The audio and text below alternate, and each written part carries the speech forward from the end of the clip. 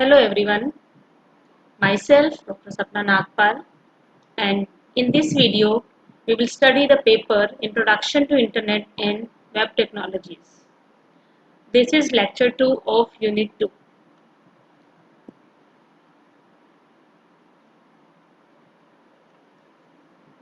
So the unit 2 of this paper Introduction to Internet and Web Technologies is divided into 3 lectures.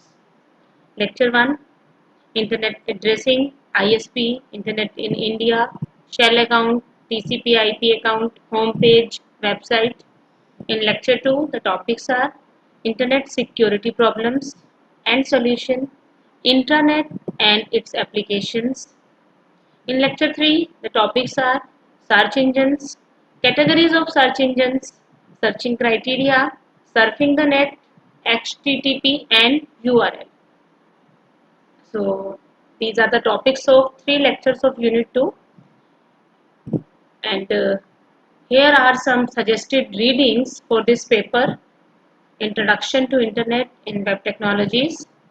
The books are Dick Oliver, Teach Yourself HTML4 in 24 Hours Tech Media, Satish Jain, O-Level Information Technology, Craig Jacker, 10 Minutes Guide to HTML Style Sheets, PHI की book है, VK Jain, O-Level Information Technology, BPB Publications. So these are some of the suggested books you can refer for this paper. So this is lecture 2 and the objectives of this lecture are to study about internet security problems, solution, intranet and its applications. And there is a self-check test at the end just to check that how much you have learned from this lecture. So here I go. So I start with internet security. Yes, nowadays as you know that we all are using internet through computers, through mobiles. So we all are connected in the online world. So अगर हम online internet से connected हैं तो it opens up us to many frauds and can make us victims, and we must take some measures just to protect ourselves on internet. तो internet security क्या है? हमें लगता है कि हम कंप्यूटर से कनेक्टेड हैं और हम इनविजिबल हैं, कोई भी हमें देख नहीं पा रहा, लेकिन ऐसा नहीं है. Whenever you are connected to internet through computer or through mobile, then you are visible to all the online users who are using internet. Means at the same time आप किसी भी समय विक्टिम बन सकते हैं, आप किसी भी फ्रॉड का शिकार हो सकते हैं. तो इंटरनेट सिक्योरिटी जो है वो ज़रूरी है कि आपको क्या क्या मेजर्स लेने हैं ताकि आप अपने जो इंटरनेट की सर्फिंग को, इंटरनेट के बिहेवियर को आप सेव कर सकें.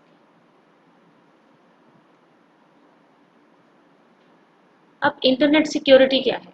जब भी हम इंटरनेट से कनेक्ट करते हैं तो कुछ सिक्योरिटी मेजर्स हैं जो कि इंटरनेट हमें प्रोवाइड करता है, जो कि इंटरनेट के सिक्योरिटी प्रोटोकॉल्स हैं.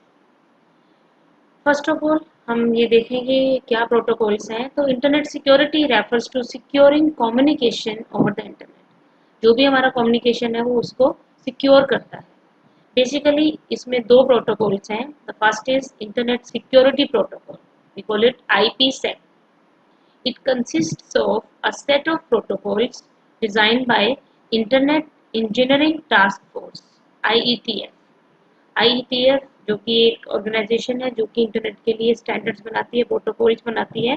तो इसी ने ये सिक्योरिटी का प्रोटोकॉल डिज़ाइन किया है और ये नेटवर्क लेवल पे सिक्योरिटी देती है और it helps to create authenticated and confidential packets for IP layer. जो हमारा OSI का 7 लेयर्स है तो उसमें ये जो हमारे पैकेट्स को सिक्योर करता है और ऑथेंटिकेट करता है. तो ये जो प्रोटोकॉल है ये नेटवर्क लेवल पे काम करता है. The second protocol is secure socket layer. इसे हम कहते हैं SSL. It is a security protocol developed by Netscape communications corporation. तो ये जो प्रोटोकॉल है ये किसने बनाया है? नेटस्केप कम्युनिकेशंस कॉर्पोरेशन ने. It provides security eight transport layer. जैसे कि ये नेटवर्क लेयर पे काम करता है, तो ये प्रोटोकॉल ट्रांसपोर्ट लेयर पे काम करता है। और ये क्या क्या काम करता है? It addresses the following security issues: privacy, integrity and authentication.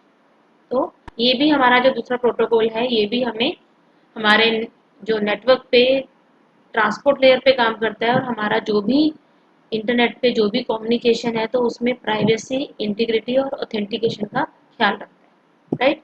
So this is internet security.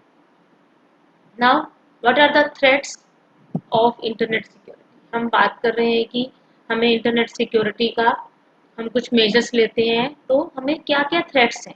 अगर इंटरनेट सिक्योरिटी हमारी ब्रीच होती है, कहीं पे भी हमारे सिक्योरिटी के अंदर कोई आ जाता है, तो हमारे लिए क्या क्या थ्रेट्स हैं जो हमारे आगे आ सकते हैं, राइट? तो आपको जैसे पता है कि अगर आपका डेटा सिक्योरिटी और आपकी पर्सनल सिक्योरिटी जो है, वो इंटरनेट पे आपका डेटा भी है, आपके पर्सनल इंफॉर्मेशन भी है, तो उसकी सिक्योरिटी के लिए हम कुछ हमें देखना है। तो क्या क्या थ्रेट्स हैं जो सिक्योरिटी के ब्रीच कर सकते हैं, जिससे हमें नुकसान हो सकता है, वो चाहे हमारा फाइनेंशियल हो या फिर पर्सनल हमारा कोई लॉस हो या फिर डेटा का लॉस। तो किस तरह के थ्रेट्स हैं? तो first one is losing your data. Internet breach can swipe away all the data that you have gathered over the years. तो ये एक बहुत बड़ा थ्रेट है। जनरली ऑर्गेनाइजेशंस को ये बहुत बड़ा थ्रेट है उनके लिए, कि आप ऑर्गेनाइजेशंस जो भी हैं वो बड़ा डेटा को सेव करती हैं, हर साल का डेटा, उसके कंपैरिजंस, उसके एनालिसिस। तो अगर हमने उसको सिक्योर नहीं किया, हम क्योंकि इंटरनेट से कनेक्टेड हैं, अगर हमने उसको सिक्योर नहीं किया, तो हमारा इंटरनेट के थ्रू हमारे सिस्टम पे कोई भी वायरस अटैक कर सकता है, या कोई इस तरह का मालवेयर सॉफ्टवेयर अटैक कर सकता है जो कि हमारे सारा डेटा को क्लियर कर सकता है, उसको स्वाइप कर सकता है। तो इसे हमें सिक्योर करना है। This is one of the threats of internet security. Another is reputation loss. अब आज के टाइम में ये भी एक बहुत बड़ा थ्रेट है, रेपुटेशन लॉस। जैसे कि अगर सपोज हम कई सोशल नेटवर्किंग साइट्स पे हम जुड़े हैं, फेसबुक पे, और भी बहुत सारी सोशल नेटवर्किंग साइट्स हैं, हमारे बिजनेस अकाउंट्स भी होते हैं उन पे। तो अब अगर हमारा वो अकाउंट हैक हो गया और हमारे अकाउंट को किसी और ने कंट्रोल कर लिया, तो वो उस अकाउंट को यूज़ करके कुछ भी फेक इन्फॉर्मेशन फ्रेंड्स को, बिजनेस पार्टनर्स को भेज सकता है। तो इससे हमारे रेपुटेशन को बहुत बड़ा लॉस हो सकता है, क्योंकि जो भी कम्युनिकेशन अगर हमारे हैक्ड अकाउंट से जाएगा, तो वो हमारे नाम का ही कम्युनिकेशन वहाँ पे माना जाएगा। तो this is another big threat of internet security. Next आता है आइडेंटिटी थ्रेट। तो ये क्या है कि आपकी आइडेंटिटी को, आपकी फोटो को, आपके नाम को, आपके एड्रेस को, आपके क्रेडिट कार्ड को अगर किसी ने स्टील कर लिया, चुरा लिया, तो वो आपकी आइडेंटिटी को अपने किसी भी काम के लिए यूज कर सकता है, चाहे वो क्राइम के लिए यूज करे। तो वो फॉल्स आपकी आइडेंटिटी जो है, वो अपने किसी भी क्रिमिनल वर्क के लिए, किसी भी अनलेजिटिमेट वर्क के लिए वो उसे यूज कर सकता है। तो ये आपकी आइडेंटिटी थेफ्ट इसे हम कहते हैं, कि आपकी आइडेंटिटी चुरा ली और उसको यूज करके वो इंटरनेट पे कुछ भी आपके नाम से कुछ भी फेक काम कर रहा है, राइट? और थ्रेट्स हैं computer viruses, one of the well known threat. अगर हम कंप्यूटर में, अगर इंटरनेट से हम कनेक्टेड हैं, तो एक हमें हमेशा ये डर है कि अगर हम किसी भी अनरिकॉग्नाइज्ड मेल को खोलते हैं, किसी भी फाइल को डाउनलोड करते हैं जिसके सोर्स का हम ट्रस्ट नहीं करते, तो वो वायरस हो सकता है। और वायरस अगर हमारे पास हमारे कंप्यूटर में एक बार आ गया है, तो वो हमारे कंप्यूटर को, हमारे डेटा को ऑल्टर कर सकता है, रेप्लिकेट करता है, वो अपने आप से एग्जीक्यूशन में चला जाता है, हमारे सॉफ्टवेयर को डैमेज कर सकता है। तो वो हमारे कंप्यूटर का कंट्रोल लेके हमारे डेटा और सॉफ्टवेयर को डैमेज कर सकता है। फिर आता है स्पाईवेयर थ्रेट्स। स्पाईवेयर थ्रेट्स क्या है? स्पाईवेयर कुछ मतलब एक सॉफ्टवेयर होते हैं जो कि आपके अगर कंप्यूटर पे गलती से किसी ने इंस्टॉल कर दिया, या इंटरनेट के थ्रू आपने उसको इंस्टॉल कर लिया, तो वो आपके कंप्यूटर की पूरी जितनी भी एक्टिविटीज, जो भी काम आप कंप्यूटर पे कर रहे हैं, उनको वो मॉनिटर करेगा, और उसको चुपचाप से कुछ ऐसे सॉफ्टवेयर इंस्टॉल कर देगा जो कि आपकी उस इंफॉर्मेशन को वहां से चुरा के किसी और को सेंड कर सकते हैं। स्पाईवेयर कुछ ऐसे सॉफ्टवेयर हैं जो कि आपकी नॉलेज के बिना आपके कंप्यूटर पे इंस्टॉल हो जाते हैं, और आपकी सारी एक्टिविटीज़, आपके सारे डेटा, आपके सारे सॉफ्टवेयर्स को वो कहीं और नेटवर्क के थ्रू सेंड कर देते हैं। फिर है स्टक्स नेट। तो ये बड़ा एक मतलब ये बड़ी रिसेंट टर्म है स्टक्स नेट, जो कि एक लार्ज स्केल का अटैक है, जिससे कि इंफ्रास्ट्रक्चर और जो हमारा मतलब कंप्यूटर है उसके उसको पूरे को डिस्ट्रॉय कर सकते हैं। जनरली ऑर्गेनाइजेशंस को ये थ्रेट रहता है, और ये क्या है कि मतलब this is an extremely sophisticated computer worm that exploits multiple previously unknown Windows zero-day vulnerability to infect computer and spread. Its purpose was not to infect PC but to cause real world physical effects. अब इसका जो target है वो सिर्फ PC को ही खराब करना नहीं है, कंप्यूटर जिस पे ये इंस्टॉल हो गया उसी को सिर्फ ये डिस्ट्रॉय नहीं करता, बल्कि पूरे नेटवर्क को, पूरे इंफ्रास्ट्रक्चर को डिस्ट्रॉय कर देता है। ये बड़ी रिसेंट तरह का थ्रेट है, और ये एक लार्ज स्केल का थ्रेट है, जिससे आपका पूरा का पूरा ऑर्गेनाइजेशन का नेटवर्क भी आपका एक टाइम पे एक ही मोमेंट में वो उसको कलेप्स कर सकता है, उसको सारे को डिस्ट्रॉय कर सकता है। तो ये कुछ थ्रेट्स हैं जो कि इंटरनेट सिक्योरिटी से रिलेटेड हैं। हम थोड़े ये कुछ थ्रेट्स को डिटेल में पढ़ लेते हैं और क्या उसका सॉल्यूशंस है कि हम क्या कर सकते हैं इन थ्रेट्स से बचने के लिए। First is email fishing. Email phishing क्या है? फिशिंग इज बेसिकली कि आप अपना अम, किसी मतलब किसी को आप ऐसे मेल भेजें जो कि एक ओरिजिनल लाइक लगे, लाइक। तो इसका पर्पस यही होता है कि वो आपकी कुछ सेंसिटिव इन्फॉर्मेशन को, आपके पासवर्ड्स को, आपके यूज़र नेम्स को, आपके क्रेडिट कार्ड डिटेल्स को वो स्टील करना चाहता है, और आपके उन डिटेल्स को भी यूज़ करके अपने कुछ भी उसका मिस यूज़ वो कर सकते हैं। तो जनरली जो ऐसी फिशिंग की जो मेल्स आती हैं वो आपके कंप्यूटर को मालवेयर से इन्फेक्ट कर देती हैं, और आपको बोलेंगे कि कुछ एक फेक वेबसाइट पे आप अपना डेटा डालिए जो कि आपको लगेगा कि बिल्कुल लीगल है। तो उस तरह की जो ईमेल्स आती हैं या कुछ ऐसे वेबसाइट के एड्रेसेस आते हैं जो कि आप ओरिजिनल से बिल्कुल मिलते जुलते हैं, तो वहाँ पे आप उसको ओरिजिनल समझ के आप उसमें अपना कुछ डेटा डाल देते हैं, तो it comes under email phishing. क्या सिम्टम्स हैं? जनरली अगर हम देखें तो इनमें कुछ ना कुछ स्पेलिंग की या ग्रामेटिकल मिस्टेक होती है, और कुछ इनकरेक्टेड टेक्स्ट लिखा होता है। तो ऐसी कुछ अगर मेल्स आ रही है तो वो स्पैम हो सकता है, और ऐसे कुछ लिंक्स भी आ सकते हैं ईमेल के थ्रू कि आप इस लिंक को क्लिक करके अपना डेटा फिल करें। और आपको जनरली इन ईमेल्स में ऐसे थ्रेट्स होते हैं कि आपने अगर ये प्रोसेस पूरा नहीं किया तो आपका ईमेल, आपका अकाउंट क्लोज हो जाएगा, या आपको ये सर्विसेज फर्दर नहीं मिलेंगी। तो जनरली इस तरह के थ्रेट्स इसमें होते हैं जिसको आप ओरिजिनल उसकी साइट का मैसेज समझ के आप उसको कंप्लीट कर देते हैं। तो सॉल्यूशन क्या है इस तरह के थ्रेट से बचने के लिए? कि अगर आपको कहीं भी ऐसा लग रहा है कि आपको ऐसा कुछ मेल आया है, या आपने किसी भी अकाउंट पे जाके आपने कुछ एंटर कर दिया है, तो इस केस में आपको अपना पासवर्ड इमीडिएटली चेंज कर देना चाहिए।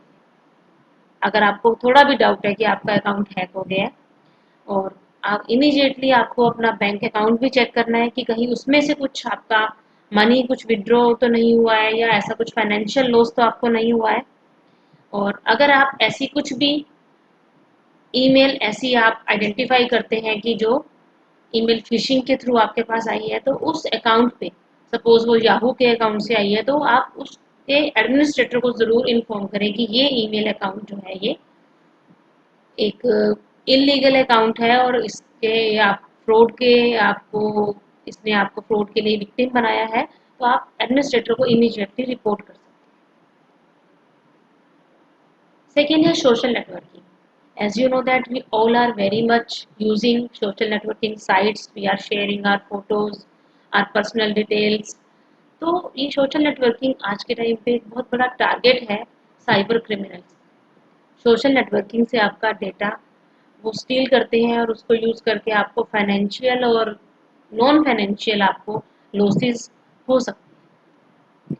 तो क्या इसके चांसेस हैं कि वो कुछ फेक प्रोफाइल्स बनाते हैं, फेक अकाउंट्स बनाते हैं, और सोशल नेटवर्किंग पे वो उसके थ्रू आपसे कुछ आपकी डिटेल्स वो ले लेते हैं। तो इसका क्या सोल्यूशन? अगर इस तरह की फिशिंग आपको डाउट है तो आप अगर कोई भी ऐसा अकाउंट जो आपको लग रहा है कि एक फेक अकाउंट है, तो आप इमीडिएटली उसको अथॉरिटीज़ को रिपोर्ट करें। और कोई भी फ्रेंड रिक्वेस्ट अगर आपके पास आती है जो भी एक फेक प्रोफाइल है जिसे आप नहीं जानते और आपको वो ऐसा सीम हो रहा है कि वो अकाउंट जो है एक फेक है, एक हैकर का है, तो आप उस फ्रेंड को आप इमीडिएटली डिलीट करें अपनी लिस्ट से। और कोई भी आपकी फोटोज और वो जो है वो यूज कर सकता है, तो इस केस में भी आप अथॉरिटीज को रिपोर्ट करें। और जनरली एक एडवाइस है कि जब भी आप सोशल नेटवर्किंग साइट्स को यूज कर रहे हैं, तो उन्हें आप उन पर अपना पर्सनल डिटेल्स कम से कम शेयर करें, बिकॉज वो जो पर्सनल डिटेल्स हैं वो कभी भी मिसयूज हो सकती हैं, कोई भी उसका एडवांटेज ले सकता है और आपको नुकसान पहुंचा सकता है। फिर है आइडेंटिटी थेफ्ट। अब ये क्या है कि अगर कोई आपका नाम, सरनेम या कोई और पर्सनल डिटेल्स आपकी स्टील कर लेता है और उसको अनलॉफुली वो यूज कर रहा है, तो उसे हम कहेंगे आइडेंटिटी थेफ्ट। जैसे कि आपका मतलब नाम, डेट ऑफ बर्थ उसने वहां से लिया और आपके नाम पे कोई आईडी बना दिया, तो इसे हम कहेंगे कि वो आइडेंटिटी थेफ्ट है। और जनरली जो 50% केसेस में ये देखा गया है कि आइडेंटिटी थेफ्ट के जो केसेस हैं वो हमारे नोन पीपल हैं वो रिपोर्ट करते हैं, जिसे हम जानते हैं डेलिबरेटली, जिससे हमने अपनी डिटेल्स को शेयर की है। तो इस तरह के आइडेंटिटी थेफ्ट जो है अभी फाइनेंशियल प्रॉफिट के लिए किए जाते हैं। Now, what is the solution to avoid this type of your threat?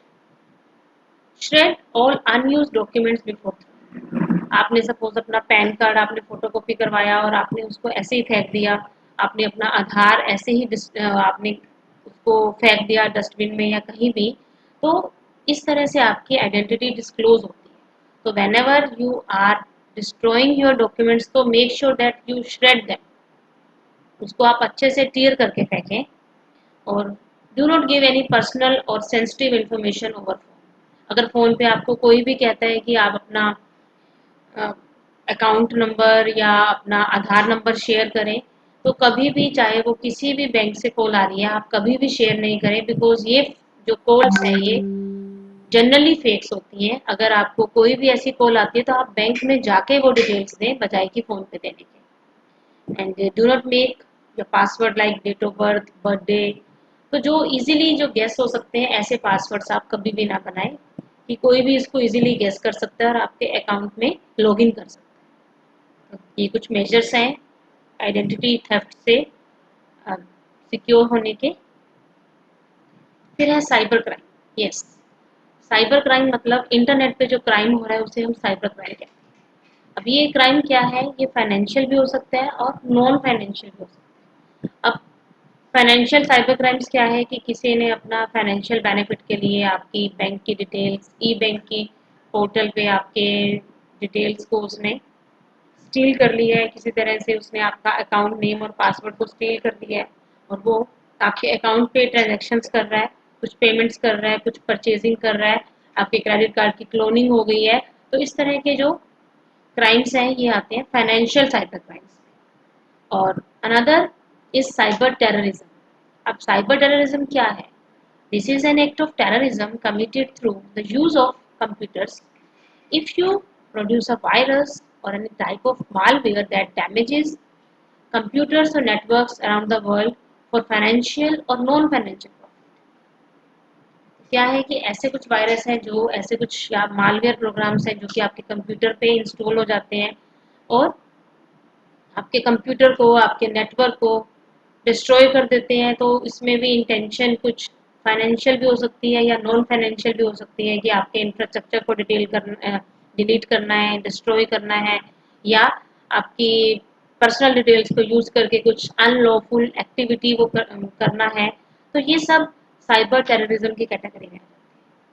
तो अगर जनरली इस तरह की जो हमारे पास इसके हम कैसे विक्टिम हो सकते हैं कि हमारे पास कोई ऐसी मेल आई जो अनसोलिसिटेड है, तो वो स्पैम की कोई मेल है, तो उससे इस तरह के वायरस या कुछ ऐसे जो मालवेयर सॉफ्टवेयर है वो हमारे कंप्यूटर पे आ सकते हैं। तो आपको जब भी कोई मेल खोलनी है, ओपन करनी है, तो मेक श्योर कि वो मेल जो है वो ऑथेंटिकेट सोर्स से आई है। तो ये आपने देखना है। तो कि भी यही हमारे कुछ जो हमारे प्रिकॉशंस हैं, जो सॉल्यूशंस हैं कि हम साइबर क्राइम से कैसे बच सकते हैं। यही है कि कोई भी डॉक्यूमेंट आप ऐसे नहीं थ्रो करें, उसको डिस्ट्रॉय करें। अपनी पर्सनल इन्फॉर्मेशन आप शेयर नहीं करें फ़ोन पे, किसी को भी अपना ओटीपी या अपना पासवर्ड नहीं दें, और अपने स्ट्रॉन्ग पासवर्ड्स बनाएं जिसको कोई भी जनरली इजीली गेस ना कर सके। तो ये कुछ प्रिकॉशंस हैं जो हम अगर हम ध्यान रखेंगे तो हम साइबर क्राइम से बच सकते हैं। Here in this slide, I discuss some of the internet security practices. ये कुछ practices हैं जो हम अपने behavior में अगर हम लाएं तो हम इंटरनेट पे हमारी ब्राउजिंग को सिक्योर कर सकते हैं, सेव कर सकते हैं। क्या है कि personal information professional and limited, कि अगर आप प्रोफेशनल लेवल पे अपनी कुछ इंफॉर्मेशन शेयर कर रहे हैं तो उस पर कुछ रिक्वायरमेंट नहीं है कि आप अपनी पर्सनल डिटेल्स आप अपना शेयर करें। तो प्रोफेशनल अगर आपके रिलेशन है तो उस पर पर्सनल डिटेल्स आप शेयर ना करें। Keep your privacy setting on. इसका क्या मतलब है कि जब भी आप अपना कोई नया अकाउंट बनाते हैं सोशल नेटवर्किंग पे तो उसको आप प्राइवेट रखें। ये नहीं है कि आपके प्रोफाइल को कोई भी देख सकता है, कोई भी उसको व्यू कर सकता है। तो जनरली इट इज़ एडवाइज्ड कि अपनी प्राइवेसी सेटिंग्स को ऑन रखें ताकि जो आपके ट्रस्टेड फ्रेंड्स हैं वही आपकी इंफॉर्मेशन को व्यू कर सकें, आपके पोस्ट को देख सकें। Practice safe browsing, B careful what you download, कि जब भी कुछ आपको कई बार इंटरनेट पे ऐसी एड्स आ जाती हैं कि ये सॉफ्टवेयर डाउनलोड करो और इस लिंक को फॉलो करो, तो आप ऐसे नहीं है कि आपके पास कुछ भी नोटिफिकेशन आई और आप उसे डाउनलोड कर लें। आप पहले चेक करें कि वो सॉफ्टवेयर किस लिए आपको प्रॉम्प्ट कर रहा है, और अगर आप ट्रस्ट करते हैं तो ही आप डाउनलोड।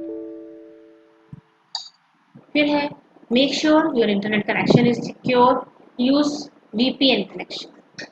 अगर जब भी आप कुछ फाइनेंशियल ट्रांजैक्शंस कर रहे हैं, आपके कुछ भी आपकी कॉन्फिडेंशियल आपका कम्युनिकेशन हो रहा है, तो आप उसको कैसे सिक्योर कर सकते हैं? आप VPN virtual private network connection ले सकते हैं। ये एक ऐसा कनेक्शन होता है जिसमें आपकी जो भी कम्युनिकेशन है वो एंड टू एंड एनक्रिप्शन से जाता है, और कोई भी मतलब जो वो पाथ यूज़ करेगा वो पब्लिक पाथ नहीं होगा, वो एक प्राइवेट आपका कनेक्शन होगा, और जिससे आपको और भी सिक्योरिटी मिलती है इंटरनेट पे। टू स्ट्रॉन्ग पासवर्ड्स ये हम डिस्कस कर चुके हैं।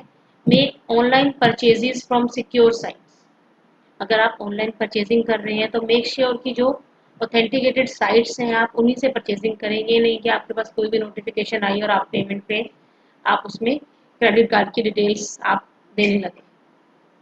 B careful what you post, yes, again very important, क्योंकि आजकल हम सोशल नेटवर्किंग बहुत यूज़ कर रहे हैं। तो आप जब भी उस पर कुछ पोस्ट करते हैं तो आपको बहुत केयरफुल होना है, क्योंकि जब भी आप कुछ पोस्ट कर रहे हैं तो वो पूरे इंटरनेट पे पूरे वर्ल्ड को वो विजिबल होगा। तो अगर वो इन्फॉर्मेशन आपको लगता है कि आपको शेयर करनी चाहिए आप तभी करें, अदरवाइज अपनी प्राइवेट इन्फॉर्मेशन को आप ऐसे शेयर ना करें। Be careful what you meet online. आप ऑनलाइन कुछ मीटिंग कर रहे हैं, आप ऑनलाइन फ्रेंड्स बना रहे हैं, चैटिंग कर रहे हैं, तो आपको वो भी श्योर करना है कि कहीं वो कोई फ्रॉड तो नहीं है, कहीं वो हैकर तो नहीं है, कहीं वो फेक प्रोफाइल तो नहीं है। तो ऐसे नहीं है कि आपके पास कोई भी फ्रेंड रिक्वेस्ट आई और आप उससे मीट आप ऑनलाइन मीटिंग शुरू कर दें, आप उससे शेयर करने लग जाएं, तो ये भी एक अनसेफ बिहेवियर है। Keep your antivirus program up to date, very important. अगर आप इंटरनेट यूज़ करते हैं तो मेक श्योर कि आपके सिस्टम पे एंटीवायरस है, क्योंकि एंटीवायरस प्रोग्राम ही सारे ट्रैफिक को जो कि इंटरनेट से आ रहा है जा रहा है उसको इंस्पेक्ट करता है, और वो अप टू डेट होना चाहिए। जो भी अपडेट्स आ रहे हैं मेक श्योर कि आप उन्हें उसे अपडेट करें ताकि उसमें लेटेस्ट वायरस डेफिनेशन। फिर आता है कन्फिगर यूर फायरवॉल। फायरवॉल भी बहुत ज़रूरी है। फायरवॉल जो है एक सॉफ्टवेयर भी हो सकता है, हार्डवेयर भी हो सकता है, जो कि सारे ट्रैफिक को आपके नेटवर्क पे कंट्रोल करते हैं। तो जो भी आपका आपकी अपलोड हो रहा है, डाउनलोड हो रहा है, वो सारे आपके कम्युनिकेशन को वो चेक करता है। अगर वो ऑथेंटिकेट है तभी आपको वो अलाउ करेगा, नहीं तो वो रिपोर्ट करता है। तो फायरवॉल भी हमारे लिए बहुत ज़रूरी है। तो ये कुछ प्रैक्टिसेस हैं जो कि हमारे इंटरनेट के ब्राउजिंग को सिक्योर करेंगी और हम साइबर क्राइम से अपने आप को सेव कर सकते हैं। अब आता है इंट्रानेट। जनरली जो है ये इंटरनेट और इंट्रानेट हम इसको जनरली हम सेम समझ लेते हैं, लेकिन ये दोनों ही अलग टर्म्स हैं। तो let us understand what is intranet and how it is different from internet. Internet क्या है? जनरली हम इसको कंफ्यूज करते हैं इंटरनेट के साथ, बट ये इससे डिफरेंट है। इंटरनेट तो हम सब जानते हैं कि internet is a global world wide web, पूरे वर्ल्ड में जो फैला हुआ एक इसका नेटवर्क्स है, नेटवर्क्स का एक सिस्टम है जिसमें हम अपने सभी कंप्यूटर्स को कनेक्ट कर सकते हैं। और जबकि जो इंट्रानेट है, it is a private internet operating with in a company. अगर एक कंपनी अपना नेटवर्क बनाती है और उसमें वो आपस में सभी उसके एम्प्लॉयज सभी उसकी लोकेशंस पे वो शेयर कर रहे हैं, तो उसे हम इंट्रानेट कहते हैं। एक कंपनी के नेटवर्क को हम कहते हैं इंट्रानेट। इंटरनेट जो कि एक वर्ल्ड वाइड वेब है, पूरे वर्ल्ड को कनेक्ट कर रहा है, और इंटरनेट जो कि एक कंपनी का नेटवर्क है। Both the internet and internet use TCP IP protocol, दोनों टीसीपी आईपी प्रोटोकॉल पे ही बेस्ड हैं। और ये सारे फीचर्स जो ईमेल और बाकी जो फीचर्स जो कि इंटरनेट प्रोवाइड करता है, ये दोनों उसको यूज करते हैं। और क्या डिफरेंस है कि the users of an internet can get on internet also, but thanks to the protection measures like computer firewalls that global internet users cannot get to internet. अब इंटरनेट जो है वो एक कंपनी का प्राइवेट नेटवर्क है। Internet पे आप internet भी यूज कर सकते हैं कि एक कंपनी का प्राइवेट नेटवर्क है, उसके थ्रू आप इंटरनेट को भी एक्सेस कर सकते हैं। जैसे कि एक बैंक का नेटवर्क है, वो इंटरनेट का एग्जांपल है कि बैंक ने अपना एक नेटवर्क बना रखा है जिसमें सिर्फ बैंक के एम्प्लॉयज ही कम्युनिकेट करेंगे। और अगर हम इंटरनेट की बात करें तो एक जनरल इंटरनेट का यूजर किसी भी बैंक के इंटरनेट को यूज नहीं कर सकता, क्योंकि फायरवॉल्स हैं। और वो अगर आप ट्राई भी करेंगे तो फायरवॉल्स आपको अलाउ नहीं करेंगी, वो सिर्फ ऑथेंटिकेट यूजर्स को ही अलाउ करते हैं उस इंटरनेट को यूज करने के लिए। And an internet can run without internet. अगर एक इंटरनेट है तो वो इंटरनेट के बिना भी काम कर सकता है। यस, अगर एक बैंक ने अपना नेटवर्क बनाया है, उसका सॉफ्टवेयर है, उसके थ्रू वो एम्प्लॉयज कम्युनिकेट कर रहे हैं, तो अगर इंटरनेट कनेक्शन नहीं भी है तब भी वो नेटवर्क चलेगा। तो internet can run without internet. अब है इंटरनेट एंड इट्स एप्लीकेशंस। अब जैसा कि हमने पढ़ा कि इंटरनेट एक प्राइवेट नेटवर्क है जो कि टीसीपी/आईपी प्रोटोकॉल पे बेस्ड है, एक ऑर्गेनाइजेशन का खुद का प्राइवेट नेटवर्क है, तो जिसमें उसके मेंबर्स एम्प्लॉयज जो कि ऑथराइज जो यूजर्स हैं वही उसको एक्सेस कर सकते हैं। तो इंटरनेट की भी अपनी वेबसाइट्स अपने सॉफ्टवेयर एप्लीकेशंस हैं, जैसे कि एक जनरल वेबसाइट्स होती है, और इसके पास एक फायरवॉल है जो कि उसको सराउंड करती है। तो जो भी ट्रैफिक आ रहा है, जो भी कम्युनिकेशन हो रहा है, फायरवॉल उसको चेक करेगी। अगर वो ऑथेंटिकेट है वो तभी उसको अलाउ करेगी। अब आता है कि हमारे पास अगर इंटरनेट हमारी कंपनी में हम काम कर रहे हैं तो कौन कौन सी एप्लीकेशंस हैं जो कि हम इंटरनेट पे यूज कर सकते हैं। क्या है? Inter office email.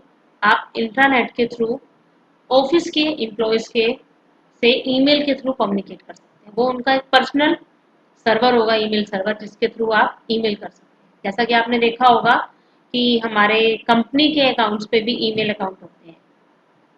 I hope कि आपने कुछ ना कुछ एग्जांपल लिया होगा, जैसे कि हम अगर कहें कि कंपनी है हिंदुस्तान लीवर, तो उस पे अकाउंट्स हो सकते हैं। से किसी का नाम है अमित, तो अमित @हिंदुस्तान लीवर्स .com। तो ये ऐसे ईमेल अकाउंट्स हैं जो कि इंट्रानेट पे चलते हैं। इंस्टेंट मैसेंजर्स, आप इंस्टेंट मैसेजेस भी भेज सकते हैं दूसरे अपने कलीग्स को। Web publishing of corporate documents, web forms, web to database links which allows users to access information. क्या है कि अगर कंपनी का कोई डॉक्यूमेंट रिलीज हुआ है, कोई फॉर्म नया रिलीज हुआ है, कोई डेटाबेस का लिंक है, तो वो भी हम इंटरनेट पे शेयर कर सकते हैं जिससे कि सभी एम्प्लॉयज उसको एक्सेस कर लें। फिर आता है organizational policy and procedure manuals. Organization की जो पॉलिसीज हैं, जो प्रोसीजर्स हैं, जो मैनुअल्स हैं, यूजर मैनुअल्स हैं, वो भी हम इंटरनेट पे शेयर कर सकते हैं। ऑनलाइन पोल सर्वे, ये भी इंटरनेट की एप्लीकेशन है। अगर आपको एम्प्लॉयज़ की कोई पोलिंग करवानी है, कोई सर्वे करवाना है, तो वो भी आप इंटरनेट पे कर सकते हैं। तो ये कुछ एप्लीकेशंस हैं, जो कुछ ऐसे सॉफ्टवेयर्स हैं जो कि हम अपने कंपनी के प्राइवेट इंटरनेट पे हम यूज़ कर सकते हैं। तो ये था हमारा। अब हम आते हैं सेल्फ चेक टेस्ट। इन्हीं टॉपिक्स के ऊपर कुछ क्वेश्चंस बेस्ड हैं। पहले एमसीक्यूज हैं जिनके मैं आंसर्स भी डिस्कस करूंगी। तो जस्ट टू चेक कि आपने आज के इस लेक्चर से आपने क्या क्या लर्न किया। First question is email phishing refers to dash. Email phishing क्या है? Hacking of your email account, a spam mail, an activity of sending emails to a user claiming to be a legitimate enterprise, or an activity of computer virus। आपको बताना है कि इनमें से email phishing क्या है। Hacking of your email account, spam mail, या ऐसी एक्टिविटी जिससे हम ईमेल सेंड कर रहे हैं और हम क्लेम कर रहे हैं कि हम एक लेजिटिमेट एंटरप्राइज है, या एक कंप्यूटर वायरस की activity. I move to the answer. Yes, email phishing is an activity of sending emails to a user claiming to be a legitimate enterprise। आप ऐसी मेल भेजते हैं कि वो आपको बड़ी लेजिटिमेट लगता है, ओरिजिनल मेल आईडीज लगते हैं, तो कहीं ना कहीं उसमें स्पेलिंग मिस्टेक होती है, तो उसे हम ईमेल फिशिंग कहते हैं। फिर है cyber terrorism is an act of terrorism carried out through internet. If you make unsolicited bulk mails like spam to spread something, or with the help of identity theft, or with inbox, or to pose a threat to the life of people। Cyber terrorism क्या है जो कि internet के through होता है? कि अगर आप कोई अनसोलिसिटेड बल्क मेल को यूज करके स्प्रेड करते हैं कुछ, या आइडेंटिटी थेफ्ट को हम साइबर टेररिज्म कहते हैं, या आपके इनबॉक्स के थ्रू साइबर टेररिज्म होता है, या जो कि पीपल की लाइफ को एक थ्रेट करे। आपको बताना है कि इनमें से साइबर टेररिज्म हम किसे कहते हैं। The answer is if you make unsolicited bulk mails like spams to spread something। आप बल्क में किसी को मेल भेज रहे हैं, कुछ भी आप गलत फैला रहे हैं, या आप कुछ ऐसा दिखा रहे हैं कि इसको आपने कंप्लीट करना है जिससे कि आप पर्सनल इंफॉर्मेशन को स्टील कर लेंगे, और वो बल्क में जा रहा है। इसका मतलब आप एक टाइम पे बहुत सारे लोगों से सेम कुछ इन्फॉर्मेशन स्टील करते हैं और उसे मिसयूज करते हैं, तो उसे हम साइबर टेररिज्म कहेंगे। Next question is which of the following is not an example of computer security and privacy threats. इनमें से क्या कंप्यूटर सिक्योरिटी और प्राइवेसी थ्रेट्स का एग्जांपल नहीं है? Hackers, virus, spam, worm. आपको बताना है कि इनमें से क्या कंप्यूटर सिक्योरिटी और प्राइवेसी थ्रेट्स का एग्जांपल नहीं है? Hackers, virus, spam, worm. Spam, yes. Spam एक ऐसी मेल है जो कि आपके अनऑथेंटिक, अनलेजिटिमेट ओनर से आ रही है, तो उसको अगर आप ओपन नहीं करेंगे तो वो आपकी सिक्योरिटी के लिए कोई थ्रेट नहीं, राइट। फिर है question 4, which of the following defines the difference between internet and intranet. Internet और इंटरनेट का डिफरेंस किस पॉइंट से डिफाइन होगा? Internet uses टीसीपी/आईपी protocol but intranet uses HTTP. Second है internet is confined to organization boundaries whereas intranet has no boundaries। Next है intranet is confined to organization boundaries whereas internet has no boundaries। Fourth option है internet uses email but intranet does not। So I give you time to read them slowly so that you can mark your answer। Internet और internet का difference बता।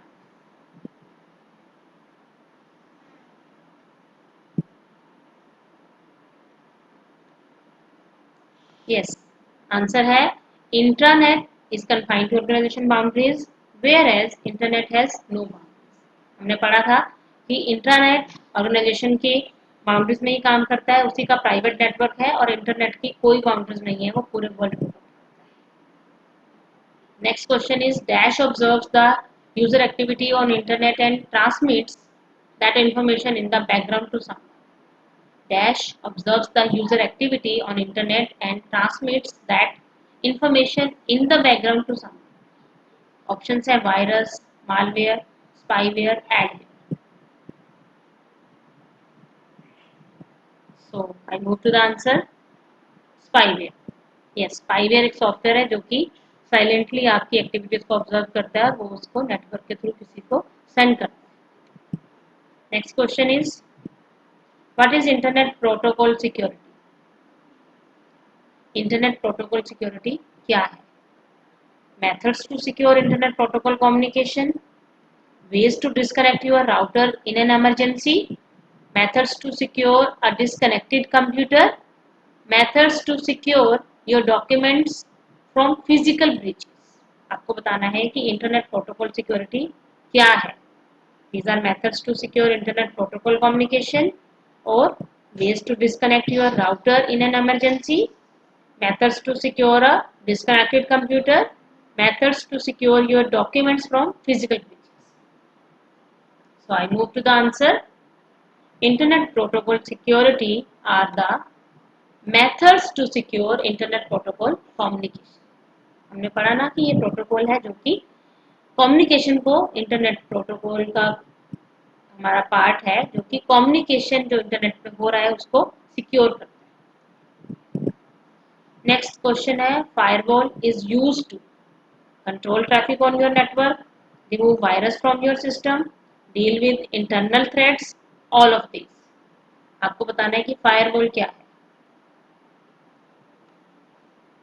Read out the options one more time. I just wait for some time. I move to the answer. A firewall is used to control traffic on your network. Firewall का काम है जो भी network से traffic आपका आ रहा है या जा रहा है उसको कंट्रोल करना. Question 8 is which of the following is a security measure for social networking sites. Social networking sites के लिए इनमें से क्या सिक्योरिटी का मेजर है? Post your personal activities, keep the privacy settings on, accept friend requests from all of these. आपको बताना है कि इनमें से क्या सिक्योरिटी मेजर है जो कि आप सोशल नेटवर्किंग साइट्स पे फॉलो कर सकते हैं. Post your personal activities, keep the privacy settings on, accept friends request from all of these. I move to the answer. Keep the privacy settings on. Yes, this is a security measure कि आप जब भी social networking site पे आप कुछ काम कर रहे हैं तो अपनी प्राइवेसी को ऑन रखें ताकि जिसे आप अलाउ करें वही आपके पोस्ट को, आपके प्रोफाइल को देख सके. अब आता है शॉर्ट आंसर टाइप क्वेश्चंस. ये कुछ क्वेश्चंस हैं जो कि शॉर्ट आंसर टाइप कैटेगरी में आते हैं और आज के टॉपिक से ही रिलेटेड हैं, तो आप इनको प्रैक्टिस के लिए कर सकते हैं. What is internet security? Describe the measures to ensure internet security. Explain any 5 internet security threats. What do you mean by intranet? Explain its applications. What is the role of ISP in the internet world? Define internet security protocols. What is a spam? Explain the measures to deal with spams. What do you mean by cybercrime? Explain different types of cybercrimes. Explain safe internet browsing behavior. So these are some questions which can be done for today's topic. So here I finish. Thank you friends. Keep learning.